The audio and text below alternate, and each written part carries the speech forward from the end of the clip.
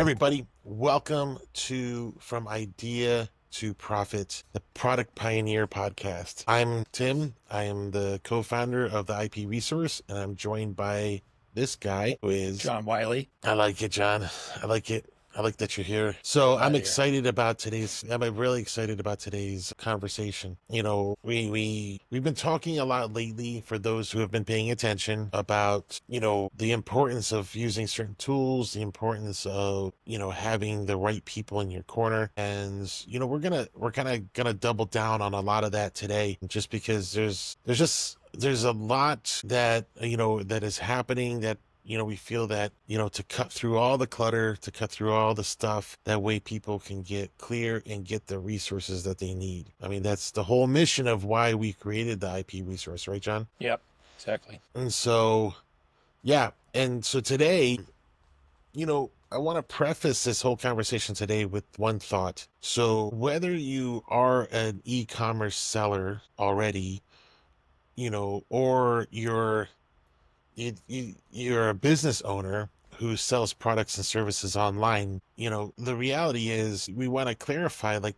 if you are a business owner, an innovative business owner, and you're operating online, you are an e-commerce seller, right? Yes.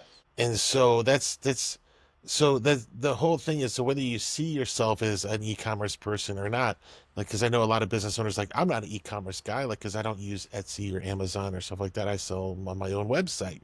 I sell, products and services. I'm like, well, you're still doing e-commerce, doing commerce on the platform, right? And so today's topic is absolutely for any business, any e-commerce seller, anyone who's doing commerce online. And if they really want to make a bigger impact, if they want to have a stronger foundation in their business, today's episode is for you. And so I don't think anyone can deny that the digital landscape has changed commerce over the years, right? John, right? You and I are old enough to know that there was a time when the whole e-commerce thing didn't even exist, right? Everything was done in person. I mean, the only closest thing that we had was television and radio commercials, billboards to advertise, right? But ultimately, we had to go to the store, and it was up to the storefronts and everything to draw us into the store to see what they had. And now you can And buy a car online I and have it delivered to your house.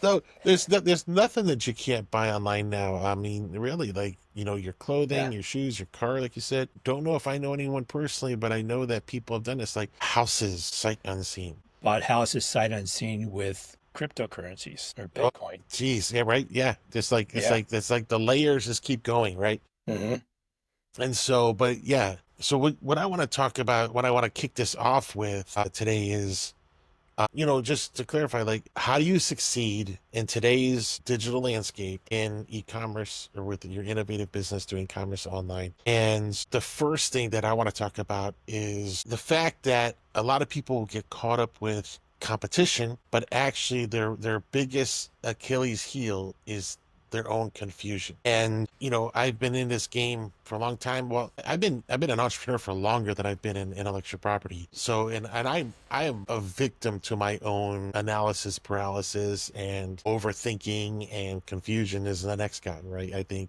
all of us, if we're being honest with ourselves, would say, like, yeah, I know the sensation of being confused. I know the sensation of not knowing what to do. And it's okay, right? Like, it doesn't mean that you're not intelligent, right? In fact, a lot of the people, I mean, the innovators that we work with, and every innovator that I've come across over the years, right? They have a few things in common. One, they're intelligent. They are smart people, right? They observed something, and they figured out a solution to a problem. And that intelligence, that those smarts have what's gotten them to where they are, right? They even have, like, the excitement over around their idea. They got momentum in that excitement, like they're moving forward, right? They even might have some sales coming in.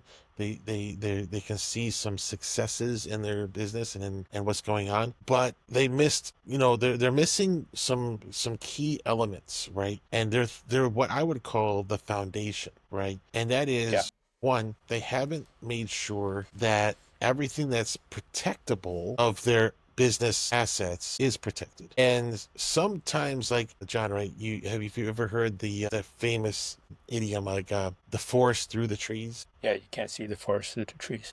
Right. And so that's the whole point is like sometimes we get focused on the wrong thing, right? And especially like it's even worse when you have that momentum, you have that excitement. Like I have this idea, it's the perfect fix for this thing. And they're fixated on an element of that fix. But when they test that element, they realize that, oh my gosh, the thing about what I'm doing that I'm fixated on is not something I should base my foundation on, because it's not original. It's not something that is novel, right? It's not protectable. But when you have all that momentum and energy around it, it's tough to see that. But then if they started off right, if they're in this process, they're moving forward, and they decide to take a gander, right, take a look, and they figure out what is protectable, right? And we know, right, you and I both know the number one way to find out if something's protectable is doing a patent search, That's right. using patent search made simple, right? That's the number one easiest way. Like, get it done, figure out what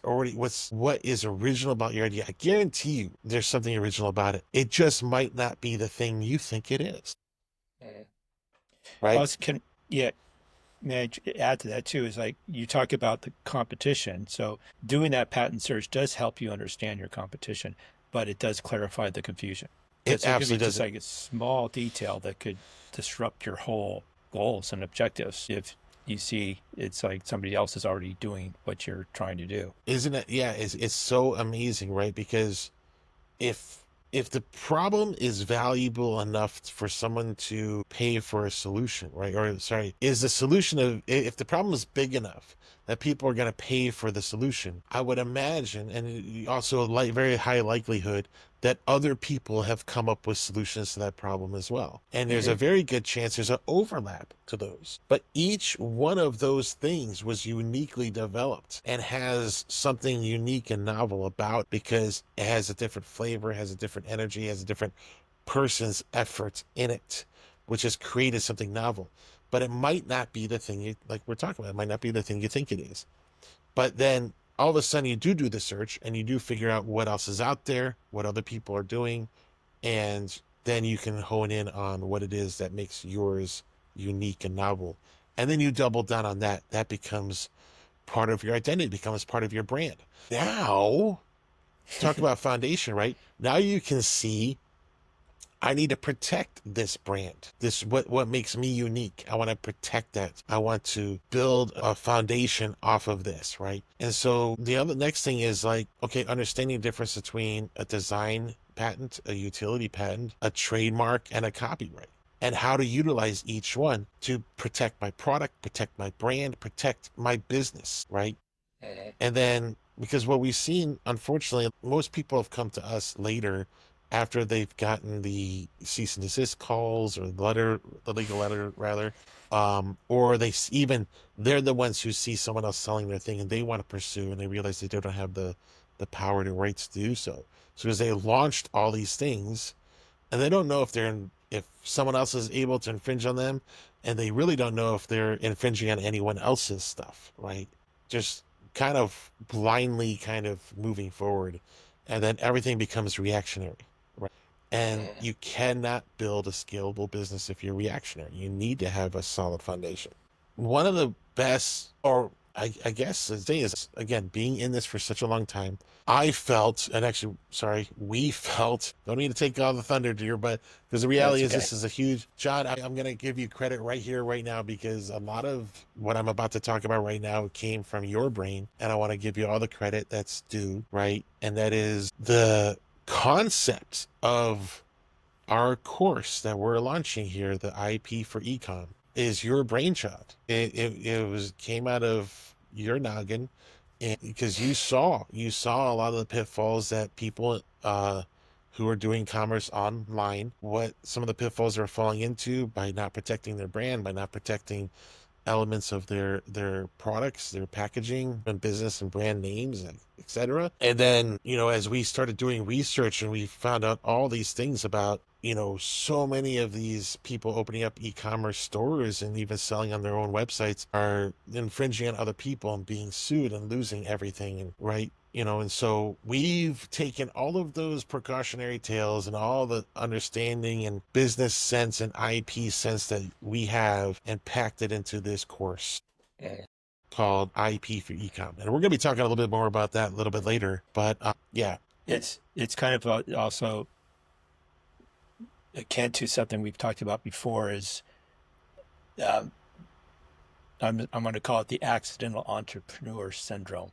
Yes. That's somebody who wants to start a business because they have a great idea, but they don't understand the concept of running a business, and they jump right in without, as Tim mentioned earlier, building the foundation. Where are they starting from, setting those goals? And then again, getting back to the course, it walks you through that whole process. So you're not, just dog paddling your way to profits. Yes, yes. And so, John, I didn't, because I think this is a good time to chime in and talk about like what else we've been doing along in conjunction with the course. Right. And you want to talk about that a little bit? Because I'm really excited about this too, because this is really cool. And you just touched on it about being walked through and kind of supported throughout this process. Yeah. We have an incredible community that we're developing, and just kind of heading into this is we use different types of software to run our businesses and run our clients' businesses for them. But every one of those companies that we bring in to help us do our business, they have a community where if you need a question answered, like I'm having an issue, like posting something, or I have an issue with my CRM program, rather than waiting for support to get back to you in 24 hours, you can go directly to the community within inside that business model, that SaaS platform, whatever it is you're using, and get the answers from people who are actually doing it. They'll tell you to do it right away. I do that with the web services we have. There's having a problem building this website, I go into the community, and it's a huge help because now you're talking to people, texting with people who are in the same position you're in. And this community that we're building, the Product Pioneer community, is just that. We're pioneers through this journey. We're all following the same path. Maybe not the same goals, obviously not identical products, or that we'd be failing you. It's learning together, getting support. You're going to hear some great stories. You're going to hear some not so great stories, but there's going to be people there that can say, okay, this is how you're going to fix that. Plus you have inside that community professionals like Tim and I and ourselves, and IP attorneys who will rely on for some help and support in that community as well.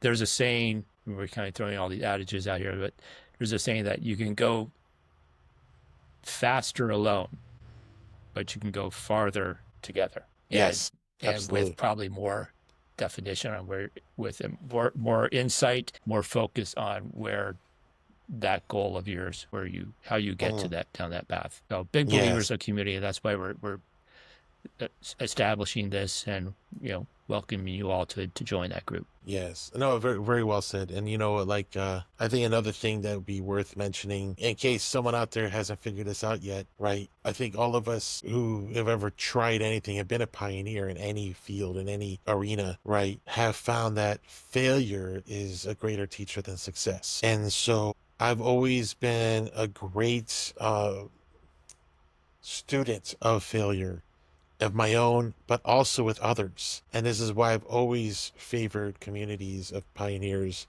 because, right, when you learn from someone else's failure, right, it helps you. Like you've learned their lesson with them. And, when you share your failure with someone else, you're helping them.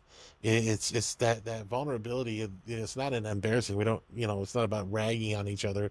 It's the opposite, because the gift that we give each other by sharing, like, hey, listen, I did this and this is my result, and I did this, but this is my result.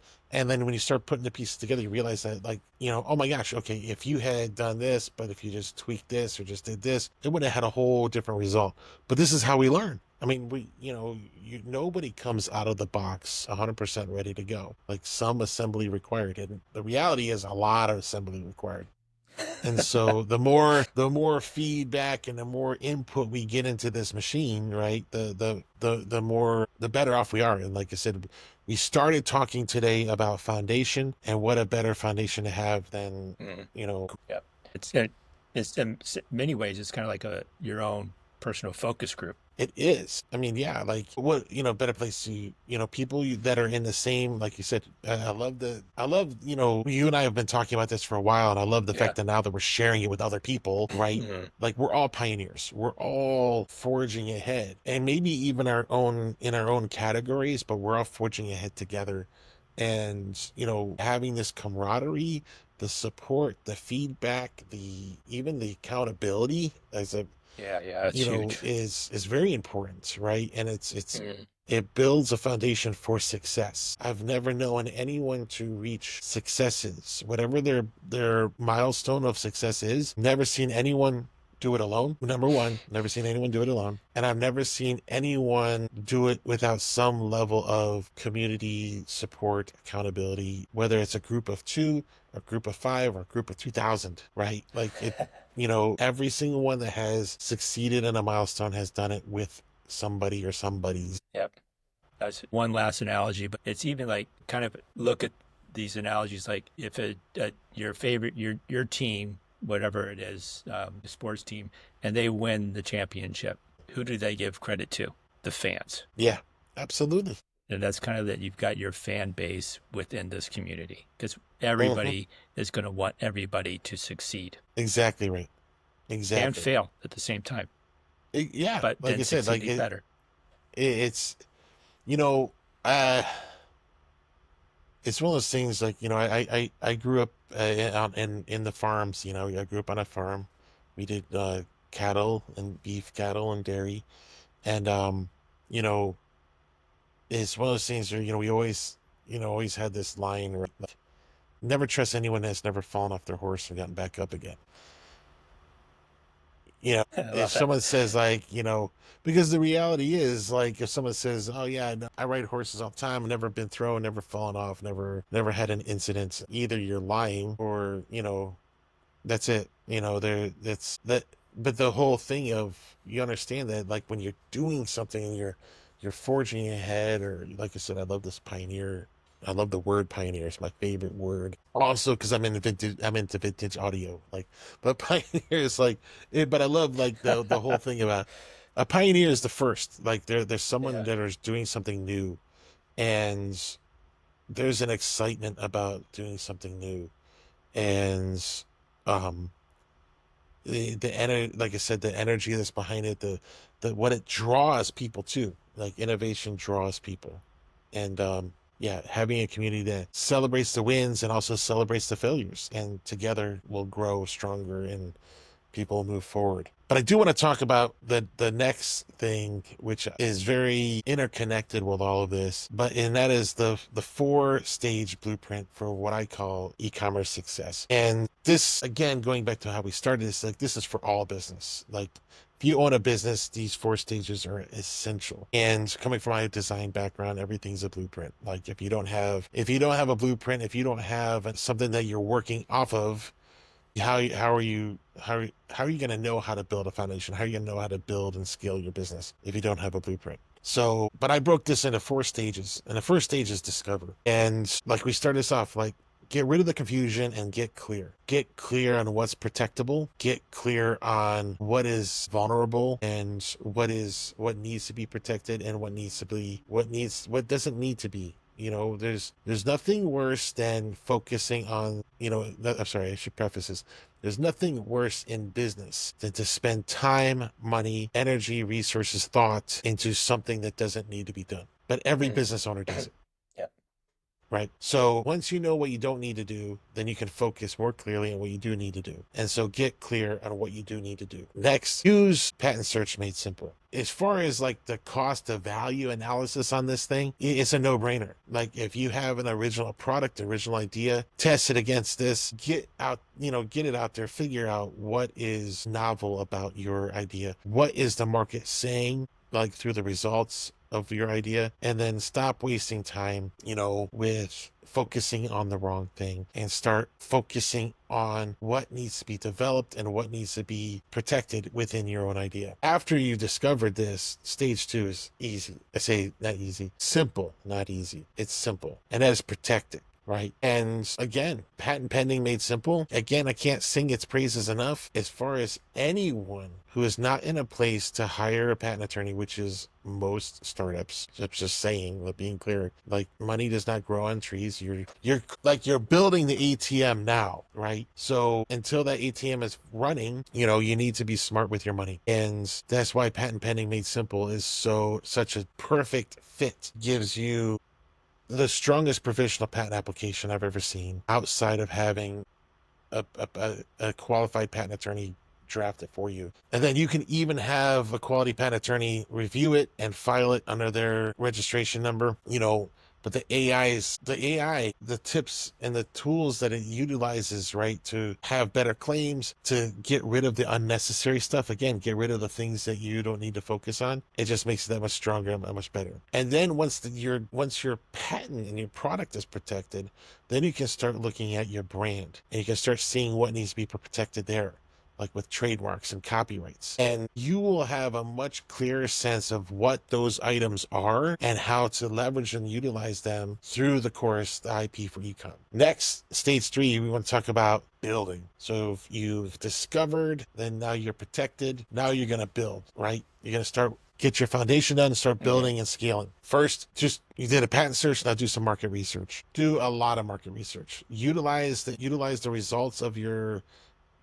prior art patent search, but then also do market research, get market feedback, get feedback from your current customers, get feedback. Another thing, a lot of people don't talk about this, but I've always been a huge favor of this. When you have someone buy from you and then they don't buy again, find out why. Get that feedback. It is one of the most valuable things you can do. And then the wonderful thing about the community that John mentioned, the Product Pioneer community, is now we have a group of people all asking questions about their products, all asking people about what's going on, getting feedback. And then now we also have access to direct to manufacturing companies here in the US. We have packaging design professionals. We even have, expert marketers and salesmen, right? All people that you can draw from and connect with and chit chat with, within this community. And so you can tap into this network and make much smarter decisions about building and scaling your business. And that brings us to stage 4, which is scaling, right? Now that you're protected, you understand the value of what you have. You can leverage that against, creating a partnership. You want to scale that much bigger, right? You need to know you need to expand, you need to grow. Making deals with other companies, with other distributors and things like that.